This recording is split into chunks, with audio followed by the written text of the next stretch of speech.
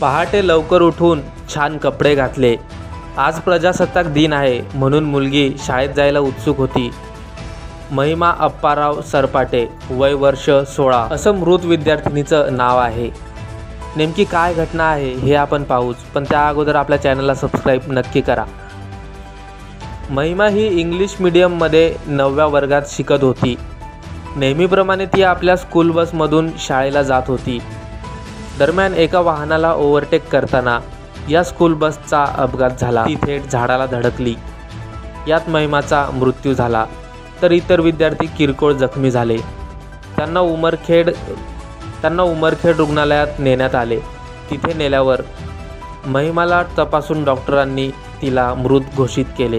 मृत महिमा ही आपल्या आईवडिलांना एकुलती एकच होती. मुख्य म्हणजे महिमा ही लग्नानंतर 12 वर्षांनी झाली होती.